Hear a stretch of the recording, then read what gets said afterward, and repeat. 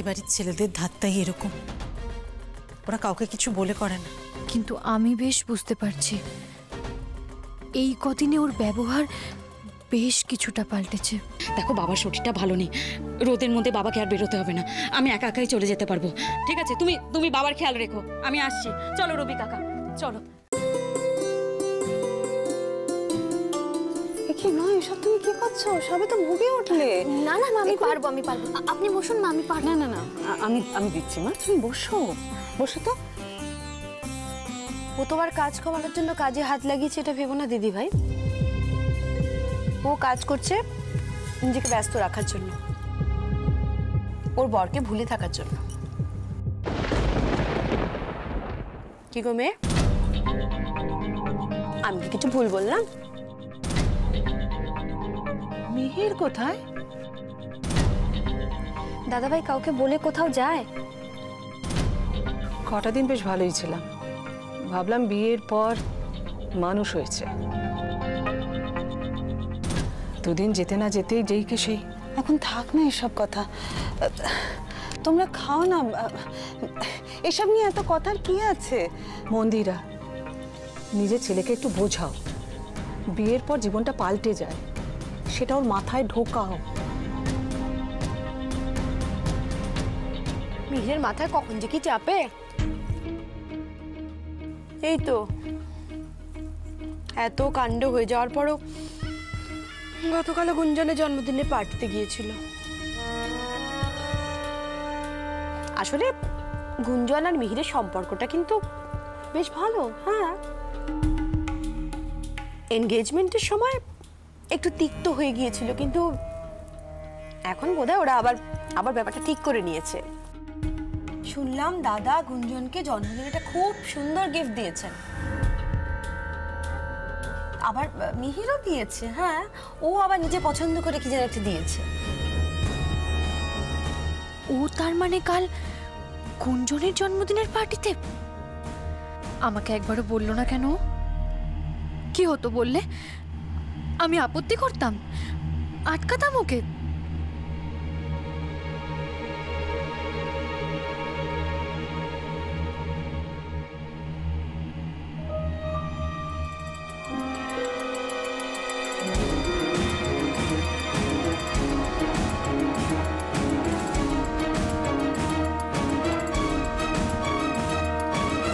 Hello, হ্যাঁ গুঞ্জন, হ্যাঁ হ্যাঁ বলো। তুমি হ্যালো হ্যালো করছো কি মেজমা? তোমার কখন ফোন এলো? তোমার তো ফোন বাজলোই না। আরে সাইলেন্ট সাইলেন্ট মোডে ছিল, ফোন আসলেই ফোন বাজতে হবে নাকি? আশ্চর্য। হ্যালো, হ্যাঁ গুঞ্জন, হ্যাঁ হ্যাঁ বলো বলো। মিহির? না না না গো, মিহির দাদা ওরা কেউ বাড়িতে নেই। হ্যাঁ, সব নির্বাচনী প্রচারে গেছে, এখন তো ওইসবই চলছে। হ্যাঁ, ও আচ্ছা আচ্ছা, তুমি মিহিরের সঙ্গে কথা বলে নেবে। ঠিক আছে ঠিক আছে, হ্যাঁ হ্যাঁ ওকে। দিদি ভাই, মিহির আজ দুপুরে বাড়িতে খাবে না। কেন? ওই গুঞ্জন মিহিরের সঙ্গে লাঞ্চের প্ল্যানিং করছে, তাই খবরটা দিতে বললো।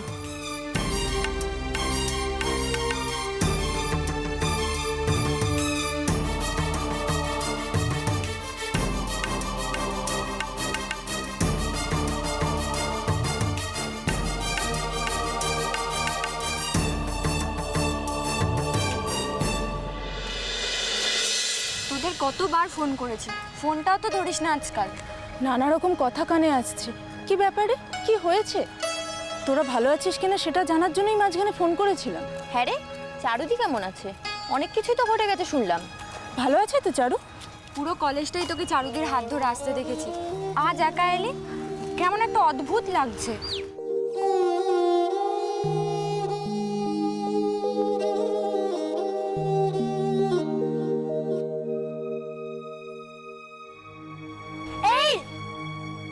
দাঁড়িয়ে আছিস যে? খবর পাসনি না এখনো? কি খবর? আরে ফাইনাল ইয়ার রেজাল্ট বেরিয়ে গেছে তো, নোটিশ বোর্ডে দিয়ে দিয়েছে। চল চল চল। তার মানে দিদি আর রেজাল্ট আউট হয়েছে।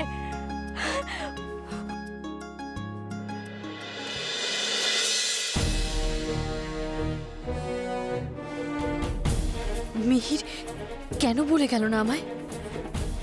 সবকিছু কি আমাকে জানাবার মতো নয়, নাকি ও জানাতে চায় না আমায়? বারবার কেন এটা হচ্ছে আমার সাথে?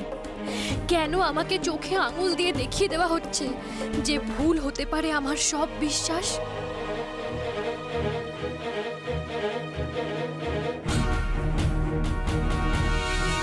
কেন মনে হচ্ছে ঠকে যাচ্ছি আমি? কেন এ বাড়ির বউ হয়েও নিজের কেউ হতে পারিনি আমি এতদিনে? তবে কি বাবার ভয়টাই সত্যি? মিহিরকে ভালোবেসে আমি এমনই অন্ধ হয়ে গেছি যে ঠিক ভুলটাও বুঝতে পারছি না। একটা সম্পর্ক দাঁড়িয়ে থাকে ভালোবাসার ওপরে, আর ভালোবাসা তো আসে বিশ্বাস থেকে। তাহলে সেই বিশ্বাসটাই কেন বারবার ধাক্কা খাচ্ছে আমার?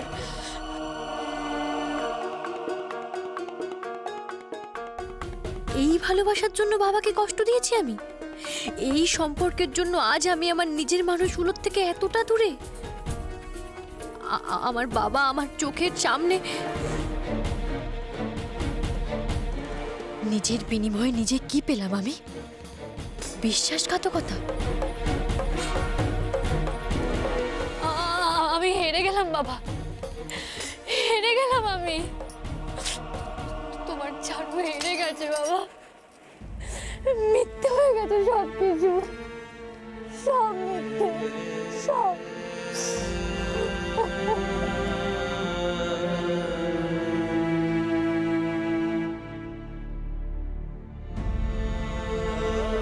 দিদি আর রেজাল্ট দেখতে আসবে না এটা হতেই পারে না। নিশ্চয়ই এসেছে ও, কিন্তু কিন্তু কোথায় দেখতে পাচ্ছি না তো। একটু দেখি দেখি।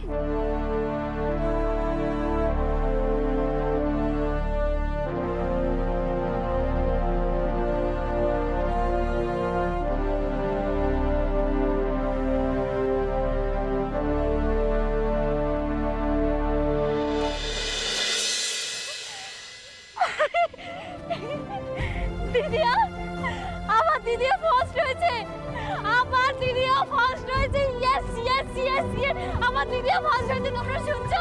আমার দিদিয়া ফার্স্ট হয়েছে।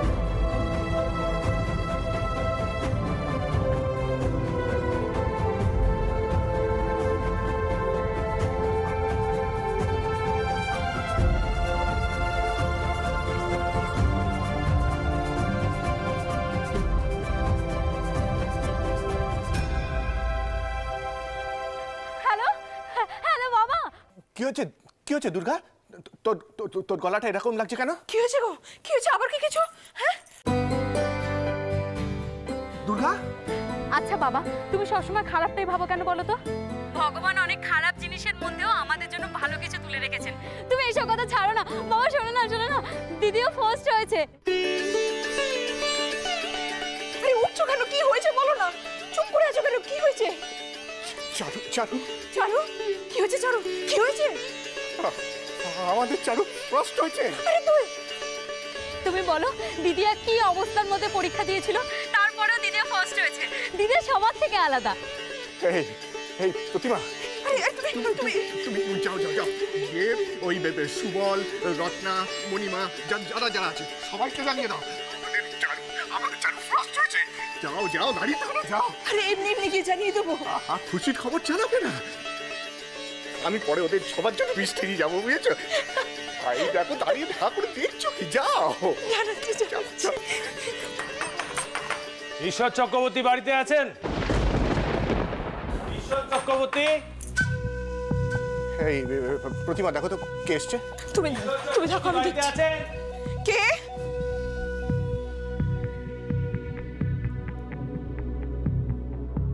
আপনারা? কে গো?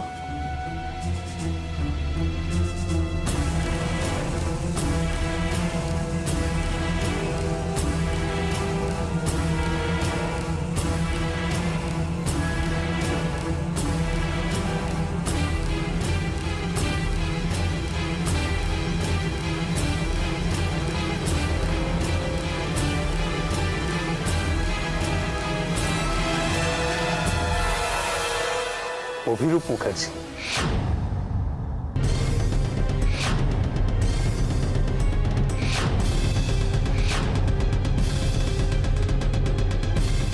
অভিরূপ মুখার্জি আমাদের বাড়িতে?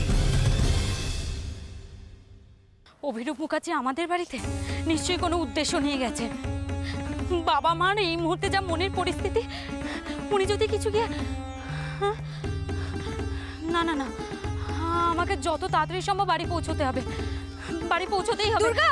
হ্যাঁ হ্যাঁ, দুর্গা, তুমি কি বেরিয়ে যাচ্ছ?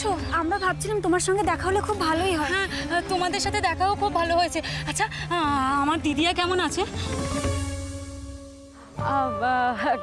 না তোমরা নির্দ্বিধায় আমাকে বলতে পারো, আমি সবটা জানি। এখন অনেকটা বেটার আছে। সেটা আমার ওর কথা শুনেই মনে হয়েছিল। আচ্ছা ও কলেজে আসবে না? আমি ভেবেছিলাম ও কলেজে আসবে, তাই আর কি। তুমি টেনশন করো না, আমরা সবাই বৌমনির সাথেই আছি। চেষ্টা করি যতটা সম্ভব বৌমনিকে ভালো রাখার। তোমরা আছো বলেই আমার ভরসা আছে।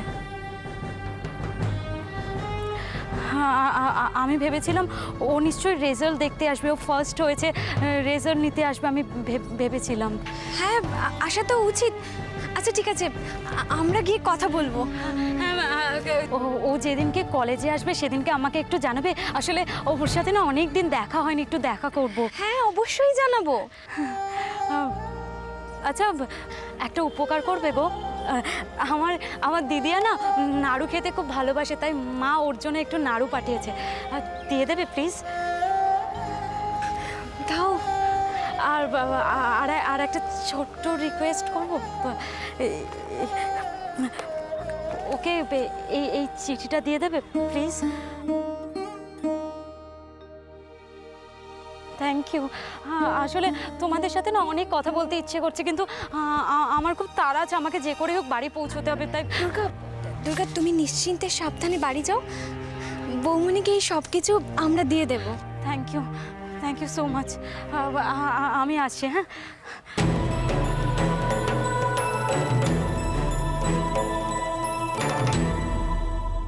ভেতরে আসতে পারি? অবশ্য আপনাদের যদি কোনো অসুবিধে থাকে। না না, আসুন। নির্বাচনী প্রচারে এসেছিলাম এদিকে, তা ভাবলাম এলামই যখন আপনাদের সঙ্গে একবার দেখা করে যাই। আসুন, ভেতরে আসুন।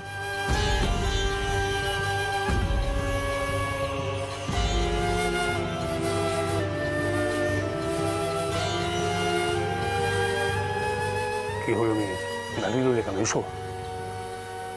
তুমি যাও, আমি এখানেই ঠিক আছি। সেটা কি ভালো দেখাবে? যেখানে চারুর কোনো জায়গা নেই সেখানে আমি ঢুকবো না।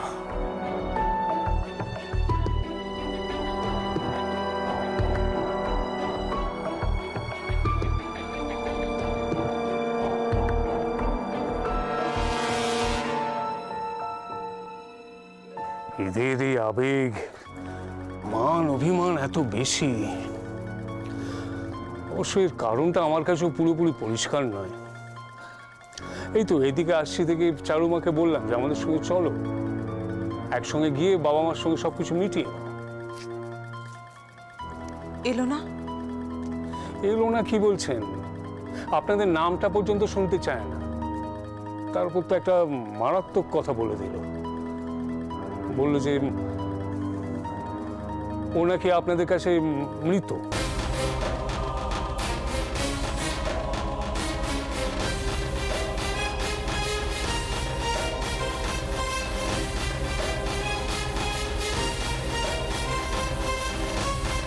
কি সর্ববাবু, কি হয়েছে আপনার?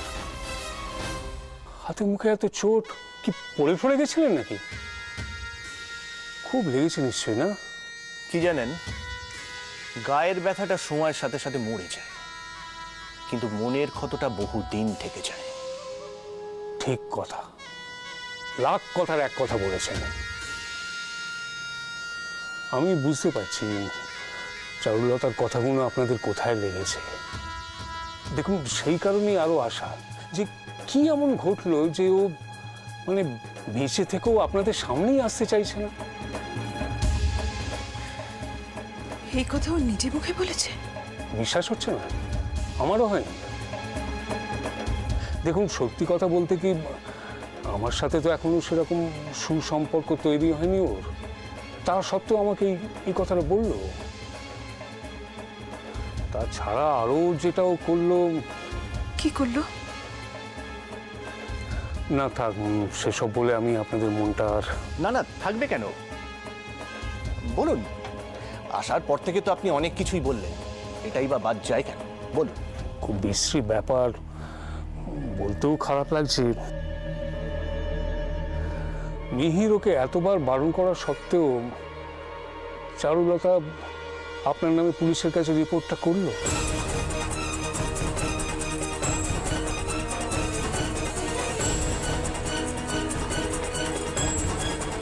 দেখুন, আপনাদের বাবা মা মেয়ের ব্যাপার, আমি এর মধ্যে ঢুকতে চাই না, কিন্তু মানে আমারও তো একটা ইমেজ আছে না। দেখুন অভিরূপ বাবু,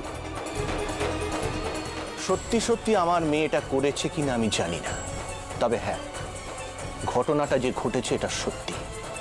হয়তো তার জন্য আপনার ইমেজেও দাগ লেগেছে, আর এর জন্য আমি দুঃখিত। আমি আপনাদের কাছে হাত জোর করে ক্ষমা চাইছি। আরে না না, আমার কথা শুনে আপনি এভাবে। এক মিনিট, মেহের, মেহের,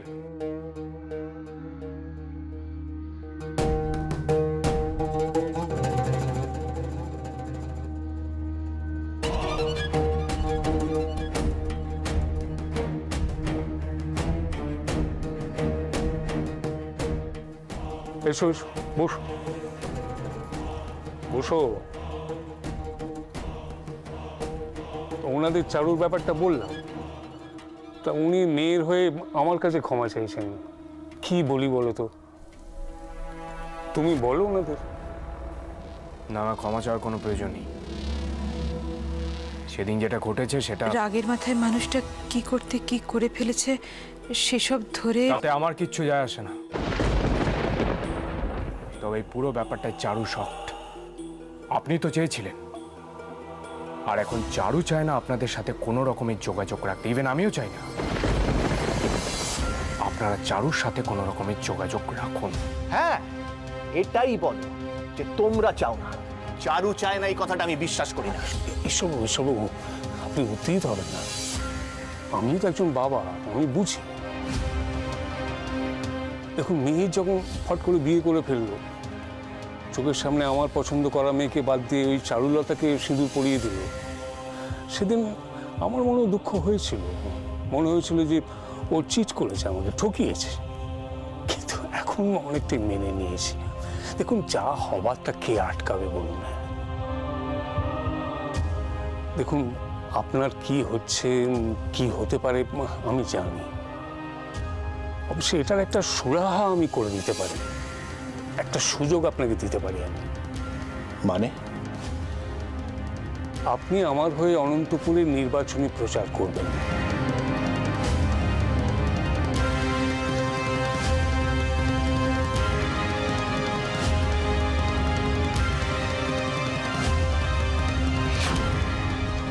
আপনি ভেবে দেখুন সর্বদা, যদি কাজটা করেন তাহলে চারুলতাকে বলে আমি আপনাদের মধ্যে ব্যাপারটা মিটিয়ে দিতে পারি।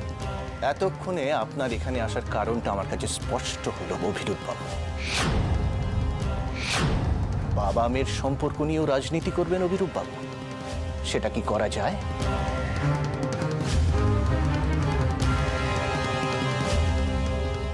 আখেরে কিন্তু লাভটা আপনাদেরই হতো ঈশ্বরবাবু। লাভ ক্ষতির হিসেবটা আমি জানি না, আর বৈষয়িক ব্যাপারেও আমি খুব কাঁচা। তবে বাপ মেয়ের সম্পর্ককে বন্ধক রেখে আপনার পার্টির ঝান্ডা আমি ধরতে পারবো না। আমাকে আপনারা মাফ করবেন।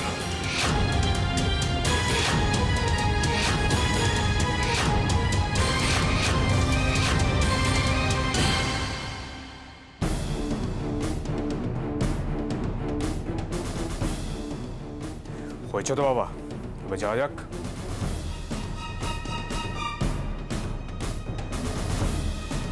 আপনার সঙ্গে আমার একটা কথা আছে।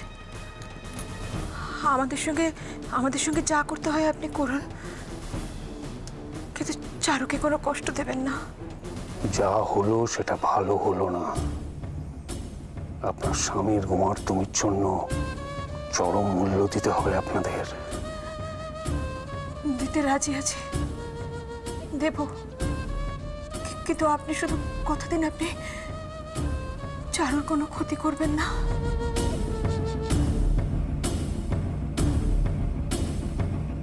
চলে এসো মিহির।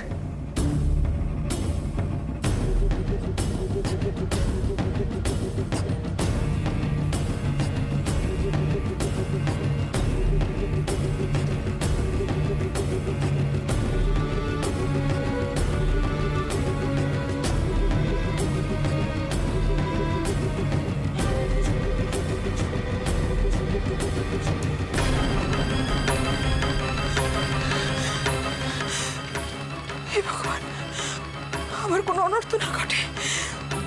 ঠাকুর, আমার চারু রক্ষা করো, ঠাকুর, আমার চারুকে রক্ষা করো।